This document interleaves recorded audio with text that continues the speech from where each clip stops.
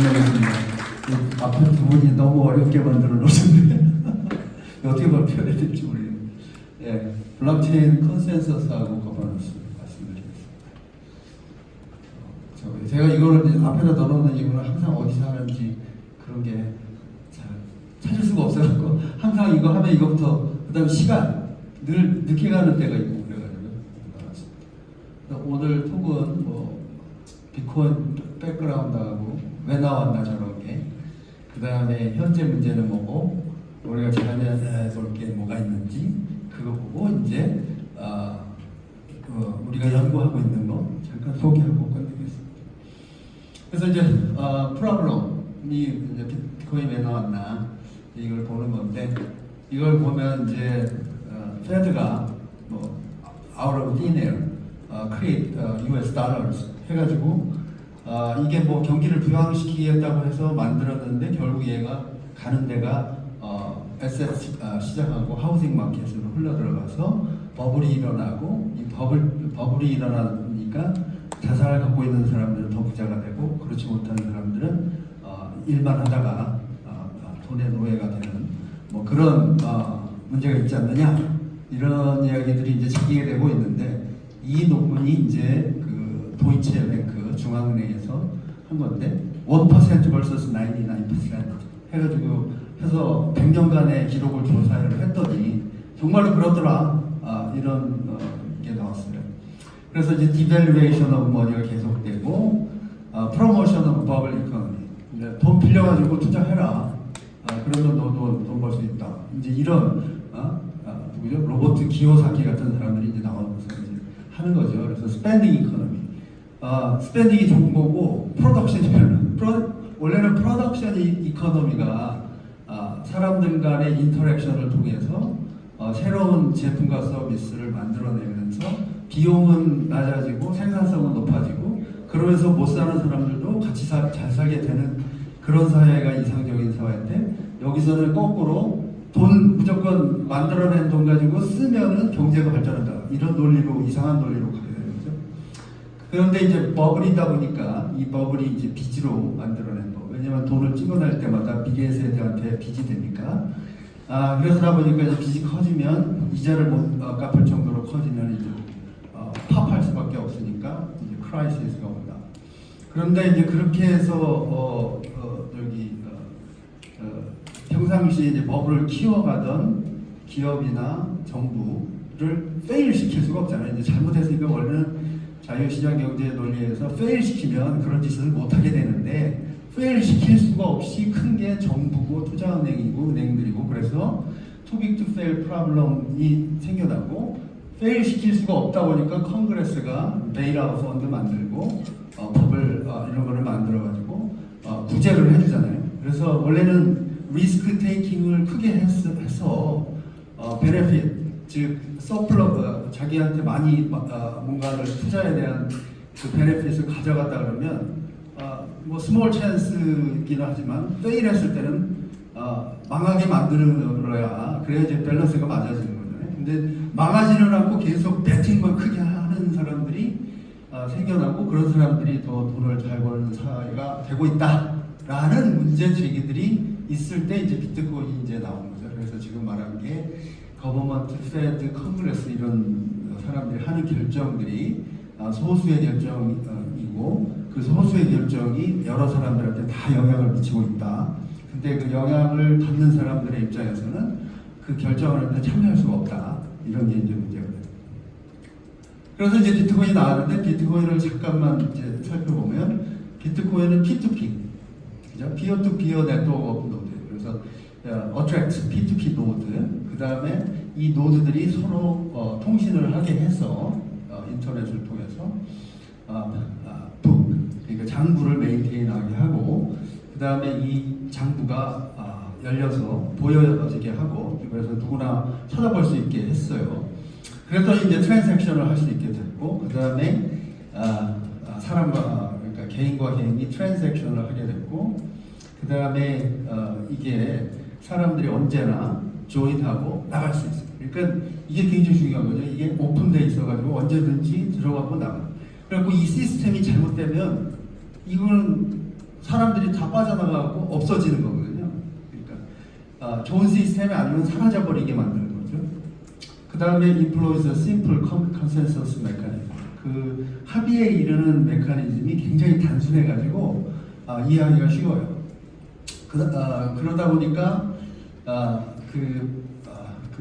장부의 그 이미터빌리티를 잘 보존할 수 있게 되고 그러다 보니까 이제 상호간에 컨플릭트가 생겼을 때 그 컨플릭트를 해결도 잘 할 수 있게 되고 그런 겁니다. 그러다 보니까 저것이 이제 정부가 만들어내는 시스템, 화폐 시스템에 비해서 얘는 사람들이 만든 화폐 시스템이니까 그러니까 누구나 참여할 수 있게 열려 있고 그랬기 때문에 그래서 사람들이 전 세계 사람들이 모여서 자기 컴퓨터를 제공을 하고 제공된 컴퓨터가 돈을 찍어낼 수 있게 되었고 그래서 정부가 발행하는 화폐가 아니라 컴퓨터 네트워크에서 발행되는 화폐. 근데 컴퓨터 네트워크의 주인은 누구다?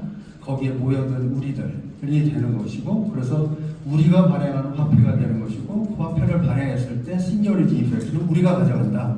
정부가 가져가가지고 정부 사업을 하는데 쓸데없는 전쟁을 하는데 쓰지 않는다. 이렇게 되는 거죠. 그리고 이제 이걸 글로벌 커런시고요. 누구나 참여할 수 있기 때문에 그런 것이 그게 이제 비트코인이고 그래서 비트코인 버티컬을 좀 살펴보면 누구나 참여할 수 있고 합의를 검증하는데 누구나 하니까 탈중앙화되어 있다. 그러니까 내가 내린 결정을 내가 책임을 지는 거죠.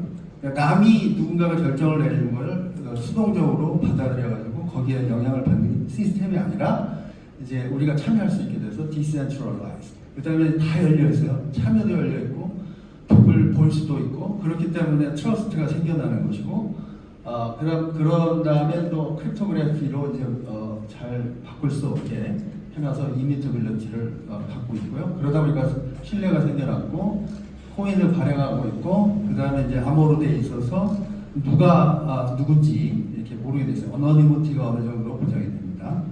그러니까 뭐 돈의 주인이 장부니까 이렇게 어느 애드레스에 있는지는 알지만 그 애드레스의 소유주가 누군지는 모르니까 어너니머티가 이제 좀 어느 정도 보장이 되는 거죠. 그 다음에 이제 시큐어입니다.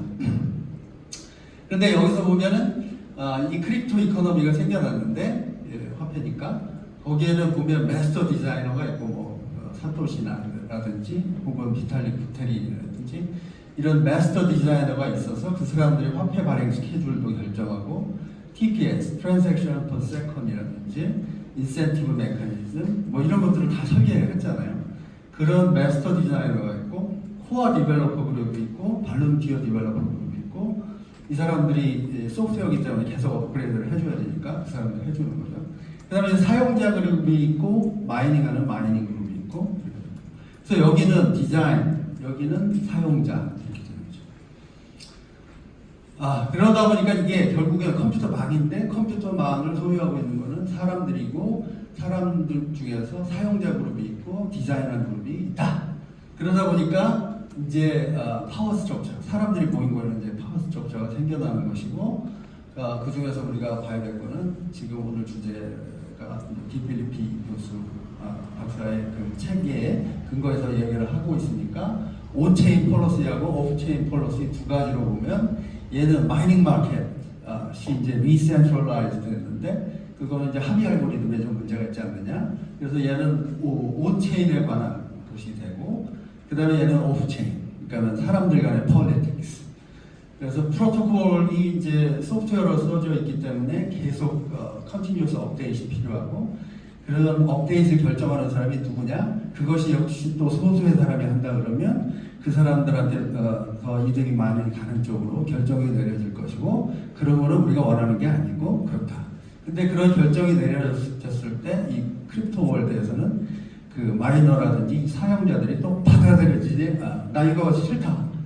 안 받을 수도 있고 그렇게 안 받으면 또 포크해서 나갈 수도 있고 이런 것이 되는 거죠. 그래서 이제 이런 파워 스트럭처가 있는 거죠. 그래서 기술적인 면에서는 이 마이닝 마켓이 리센트럴라이즈 돼가지고 이 소수의 마이닝 컴퍼니가 생겨나고 그 사람들이 블락에 들어갈 것도 결정하고 그다음에 더블 스pen딩 어택을 막아야 되는데 한두 그룹이 연합을 하면 더블 스pen딩 어택도 자기네들이 할 수도 있고 이렇게 되는 거죠. 그래서 너무 많은 컨트롤이 가는 그 문제, 그걸 어떻게 해결할 것인가, 이제 그런 게 이제 해결합니다. 그래서 이제 이게 DPDP 그 책, 우리가 지금 읽어야 하는 그 책에 관한 내용인데, 지금 말씀드린 내용이 다 들어가 있고, 그래서 뭐 governance by infra, governance of the infra. 그래서 by the infra는 이제 프로토콜 얘기하는 거고, of the infra는 이제 그 사람들 간의 politics 해결하는 문제고 그런 거죠. 그래서 이제 결론은 some form of social institution might be needed. 그런 얘기죠. 그래서 기술로서 다 해결할 수가 없다. 그래서 이제 어웨어하게 되는 거는 테크놀로지 갖고는 모든 문제를 결국 사람들 간의 문제이기 때문에 다 해결할 수가 없지 않느냐, 그런 얘기고, 그러다 보니까 그럼 온체인 폴리시는 어떻게 연구를 해야 되고 오프체인 폴리시는 무엇들을 해야 되느냐. 그래서 이제 how to make decisions and reach consensus among people, 그게 이제 오프체인 폴리시에 관한 것이고, 그렇죠. 근데 이제 우리가 이제 생각을 해보면 사람들 간의 이제 이 고전적인 문제, 이거를 해결하는 거죠. 누가 결정을 내고 누가 어떻게 따를 것이고, 그 다음에 컨센서스에 어떻게 평화롭게 리치할 것이냐, 이제 그것을 하는 건데, 이 블록체인이라는 새로운 테크놀로지가 나와서 사람들이 그런 고대 시대에서부터 여태까지 해왔던 그 컨센서스에 평화롭게 리치하는 것을 도와주는 뿐이지, 이 알고리즘 가지고 다 해결하겠다고 할 수는 없는 거잖아요. 그래서 사람들 간의 문제이기 때문에. 그래서 어떻게 보면 당연하다고 볼 수 있습니다. 그래서 기술은 사람들이 이 기술을 수단으로 이용해서 사람들이 원하는 것을 얻게 해줄 수 있게 도와주는 역할을 하는 거잖아요. 그렇다 그러면 여기서 논쟁해야 될 게 뭐냐면, 여태까지 계속 우리가 가져왔던 소시오 폴리티컬 시스템, 그거를 가지고 해결하려고 한다기보다는 저의 입장에서 보면 그런 컨센서스에 쉽게 접근할 수 있도록 기술적으로 어떻게 도와줄 것인가, 그것이 더 좀 중요해 보여요. 그래서 이제 그게 이제 저의 입장이고, 그래서 이제 온체인 폴리시에서 뭐 포스나 디포스나 이렇게 돈 가진 사람한테 권한을 주는 거, 그 다음에 그 돈 가진 사람이 실제로 마이닝까지 할 필요도 없으니까 뭐 누구한테 위임을 해서 한다는 뭐 이런 이야기들, 그 다음에 프라이빗 체인, 멤버십을 막아버려가지고 우리끼리 하는 거, 그 다음에 서드 파티를 사용하는 거, 옵체인 거버넌스 스트럭처, 뭐 컨그레스를 만든다든지, 보팅을 한다든지, 일렉션을 한다든지, 이런 걸 우리가 알고 있는 것들이잖아요. 익숙한 것들이고. 근데 엔지니어링에서는 한 가지 늘 생각해야 될 게 있어요. 저는 이제 평생 연구를 해왔기 때문에 이제 좀 어떻게 보면 습관화가 돼 있어요. 그래서 보면 내가 저 얘기를 듣고 놀람이 있는가, 서프라이즈가 있으면 내 두뇌가 리와이어링 되는 거예요. 그래서 이제 요새 인공지능을 많이 얘기하는데, 인공지능도 뉴럴 네트워크이거든요. 그래서 이렇게 노드와 노드 사이가 연결된 거예요. 그 연결이 달라지게 만드는 게 뭐냐면, 새로운 인풋이 들어왔을 때, 즉 서프라이즈한 새로운 데이터가 들어왔을 때 학습을 하게 되고, 그걸 가지고 새로운 일을 할 수 있게 되는 거거든요. 그래서 여기서도 보면 여기 새로운 게 없어요. 제 입장에서 봤을 때. 그래서 non-novel이라고 그러죠. 이 아이디어들이 나쁘다는 얘기가 아니라 알고 있었던 거다. 그렇기 때문에 알고 있었던 걸 가지고 문제를 해결하기는 좀 어렵지 않을까, 그런 생각인 거죠.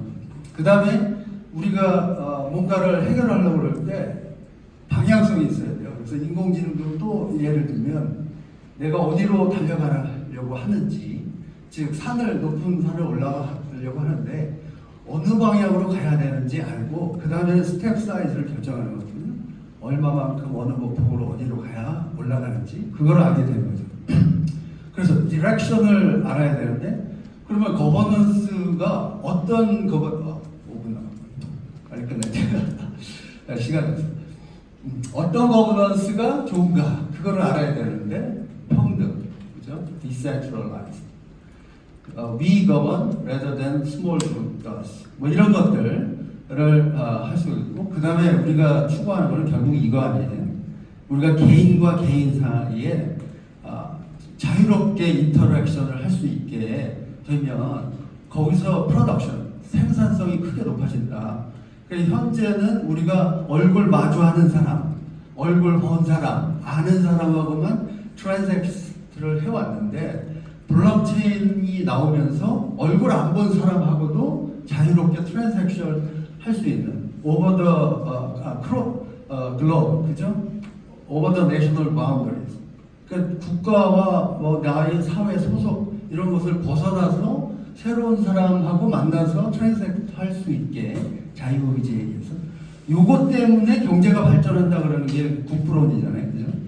그래서 이제 그런 것이 원하는 것이다. 그래서 새로운 테크놀로지가 필요한 게 뭐냐 그걸 봤는데 이제 주제가 너무 이렇게 넓어지면은 논의하기가 어려우니까 제가 명제 하나를 만들었어요.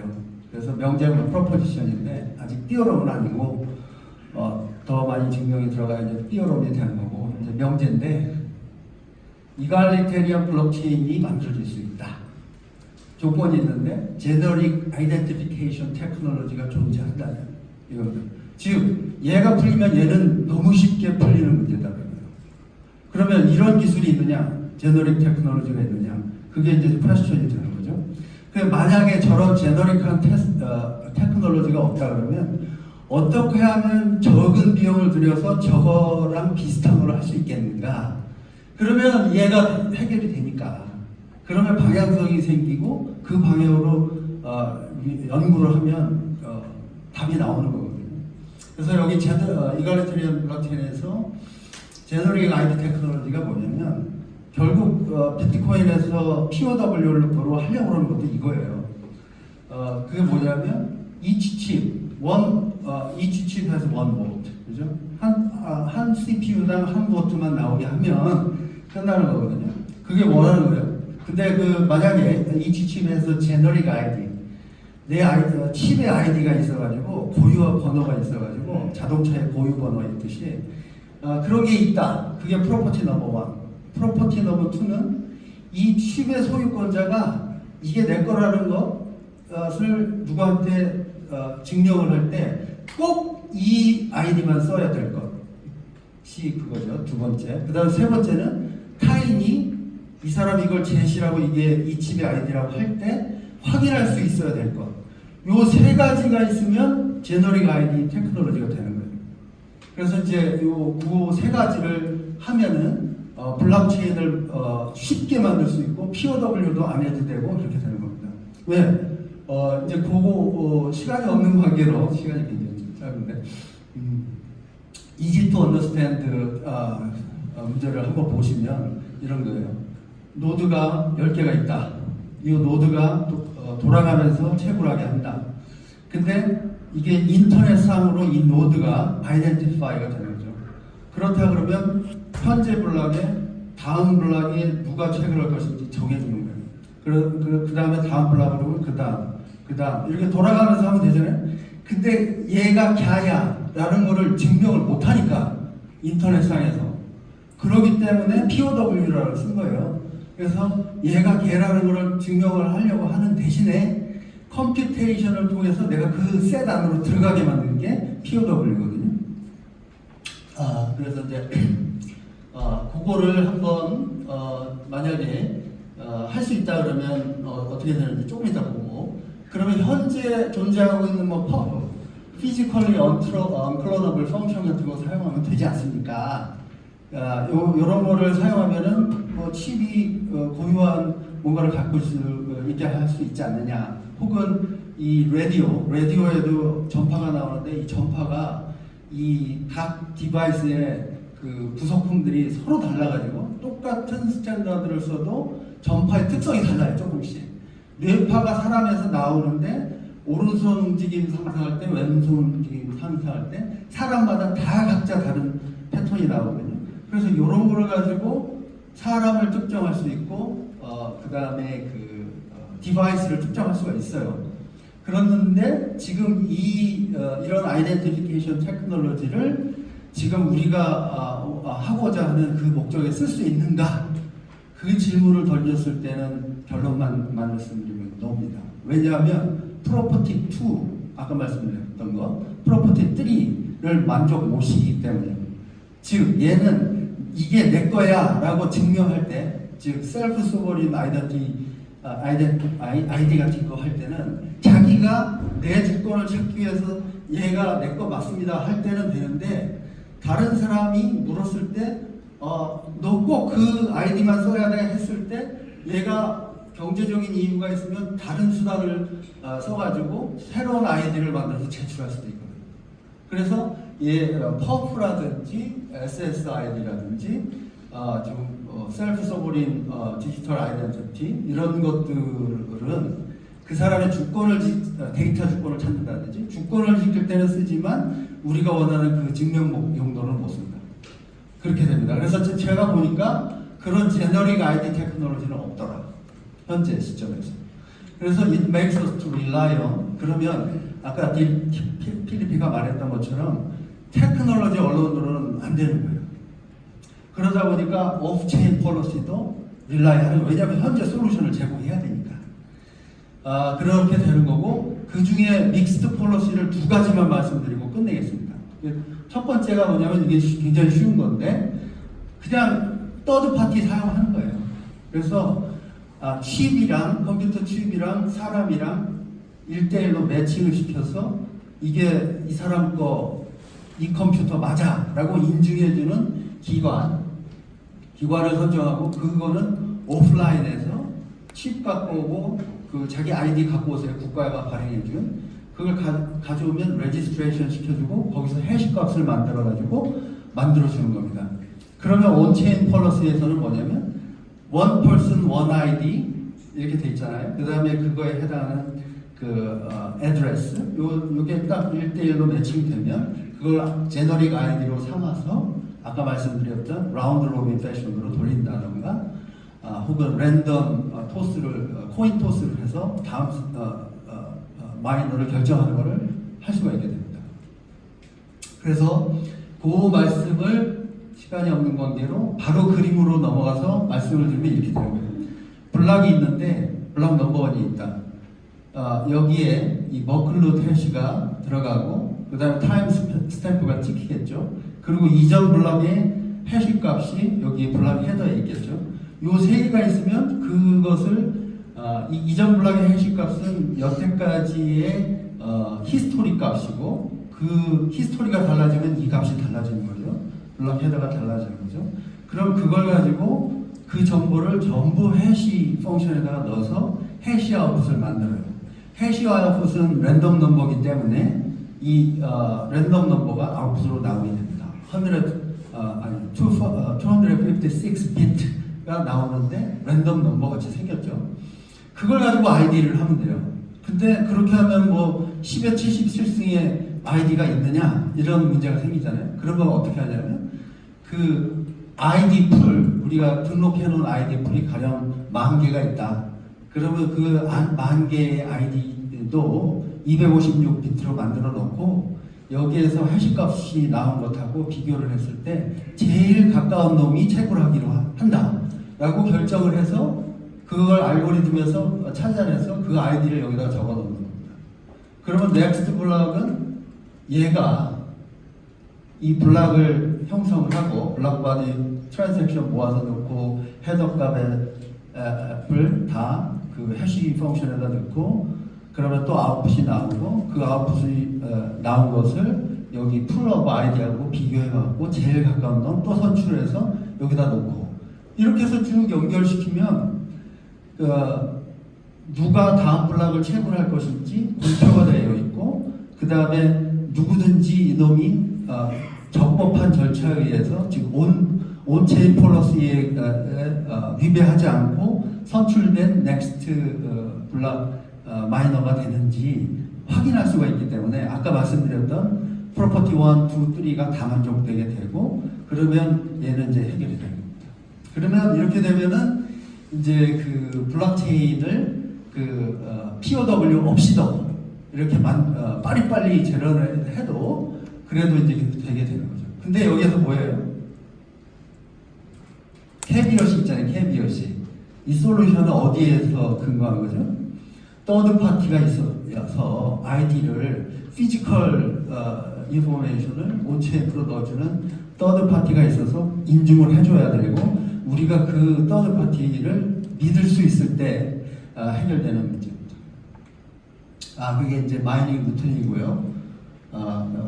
마이닝 루틴이고 이게 마이너 셀렉션 루틴이고 이렇게 됩니다. 이건 뭐 말로 설명을 드렸고 그리고 이제 넥스트 마이너를 선정해놨는데 그 마이너 컴퓨터가 일시적으로 다운일 수도 있고 더 이상 참여하지 않기로 해서 나갈 수도 있고 그랬기 때문에 그런 경우는 어떻게 합니까? 그랬는데 그러면 이제 블록 제너레이션 타임을 리밋을 정해놓고 그 리밋 안에 블록이 형성이 되지 않으면 이전 마이너가 재선출을 하면 됩니다. 뭐 이런 식으로 하면 됩니다. 그러면 저런 솔루션은 우리가 비트코인 현재와 비교해서 뭐가 좋아졌고 뭐가 나빠졌느냐 생각해 볼 수가 있습니다. 그게 뭐냐면 디센트럴라이제이션 측면에서는 업이죠. 누구든지 다 이게알리테리언하게 다 채굴에 돌아가면서 할 수 있으니까 얘는 이게 퍼블릭은요. 벌써 ID 레지스트레이션 한 노드만 할 수 있으니까 다운이죠. 얘는 나빠졌죠. 뭐 이미터빌리티는 괜찮고 트러스트는 돼요. 리팅 코인도 되고 어너니머티는 어떨까요? 마이너의 아이디가 하나로 딱 지정돼 버렸잖아요. 그러니까 완전 다운이죠. 얘는 누구가 돈까지 가는지 완전히 안 오고 시큐리티 측면에서 어떨까요? 그 서버 그 아이덴티피케이션 해주는 서버를 누군가 디도스 공격을 한다든지 해서 딜레이를 시켜버리면 그러면 이제 다음 블록 형성하기에 엄청난 지장이 있겠죠. 그래서 이제 그런 것들이 이제 어려워지는 겁니다. 그리고 이제 또 다른 어프로치는 저희 랩에서 하는 건데 그게 이제 POW를 활용을 하는데 POW 현재 문제점 그게 뭐죠? 마이닝 마켓이 리센트럴라이즈 된 거. 그 문제를 해결하겠다는 겁니다. 근데 그거 서프라이즈가 있어야지 새로운 거라 그랬잖아요. 에러 코렉션 코드를 가지고 하겠다. 이 에러 코렉션 코드를 가지고 하면은 이 마이닝 마켓이 리센트럴라이즈 되는 문제를 해결할 수가 있다. 완전히 해결하는 테크놀로지는 언제든지 없는 것이고 현재 시점에서 봤을 때 문제점을 현저하게 개선할 수 있다 그러면 그거는 서프라이즈가 되고 서프라이즈가 있으면 러닝이 되고 그것이 바로 새로운 좋은 시스템의 탄생이 된다는 겁니다.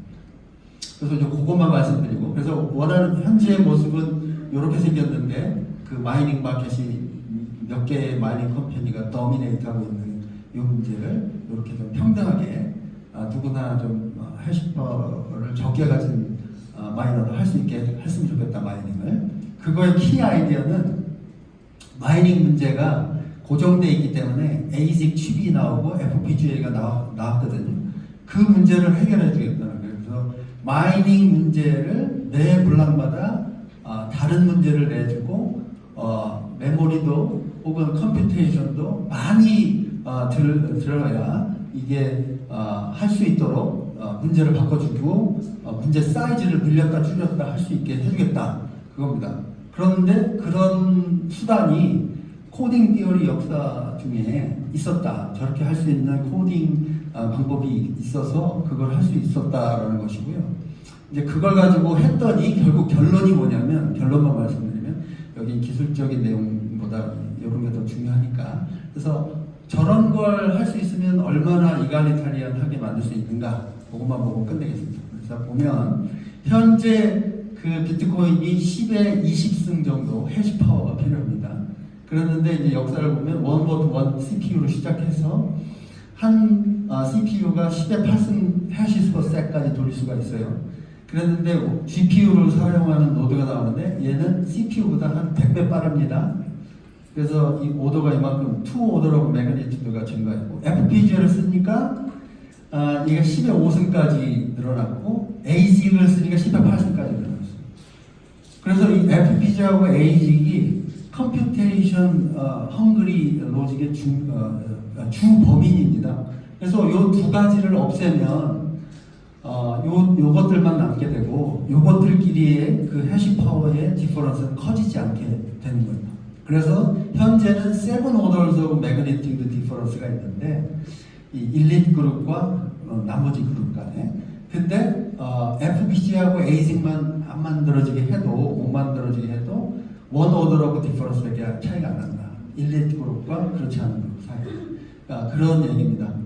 이렇게 하면은 트레이드업이 없이 다른 부분이 낮아짐이 없이 디센트럴라이제이션 상태를 개선시킬 수 있다 그런 얘기입니다. 그래서 이제 거기서 시간이 없으니까 이 얘기는 이제 하이아크 얘기인데 그래서 우리 랩에서 하는 거는 저런 프로토콜을 만들어서 공급해주겠다. 그러면 그 공급된 소프트웨어를 가지고 어떤 사람들은 인터내셔널 체인 만들고 로컬 체인도 만들고 국가 체인, 서울 코인 뭐 이런 것들도 만들 수 있고 할 수 있다. 근데 이런 것들이 경쟁에 의해서 사람들에 의해서 선택받게 만들겠다. 현재의 비트코인이나 이더리움에서 하는 것들도 비슷한 건데 엄마 체인 있고 자식 체인 있고 그랜드 칠드런 체인 있고 어떤 거는 오프 체인으로 해서 속도를 높이고 이렇게 하고 있잖아요. 현재 구조도 이건데 그것과 여기와 다른 거는 뭐냐면 얘는 마켓 시스템에 의해서 사람들이 선택하게 하는 거고 그쪽은 한 회사에서 비트코인 커뮤니티는 어떤 커뮤니티에서 한 곳에서 다 하겠다라는 게 큰 차이가 되는 겁니다. 그래서 이제 거기서 끝내겠습니다. 그래서 요게 이제 읽어보시면 아까 저기 두 분 발표하신 내용하고 비슷한데 그렇게 됐고 그래서 컨클루딩 리마크로 보면 제너릭 아이디 테크가 있으면 너무나 쉽게 블록체인 문제를 해결할 수가 있다. 그런데 그런 테크놀로지가 없다라는 거고 그러면 없으면 오프체인 폴리시를 어떻게 써서 혹은 기술을 어떻게 써서 저런 시스템에 접근시키겠느냐 그 문제만 남은 건데 두 가지를 봤는데 하나는 서드 파티를 이용해서 접근하는 법 또 한 가지는 POW의 문제점을 개선시켜서 접근하는 방법 그 두 가지를 봤습니다. 그렇지만 여전히 이거 뭐 기술이 아무리 진보를 해도 두 프리비어스 발표에서 보시다시피 결국에는 사람들 간의 폴리틱스가 이제 들어오게 되기 때문에 오프체인 폴리시도 같이 병행을 해서 사용해야 된다. 근데 될 수 있으면 오프체인 폴리시는 최소한으로 미니마이제이션 시켜주는 그런 테크놀로지를 사용하는 게 좋지 않느냐 그런 것입니다. 예, 거기서 마치겠습니다. 예.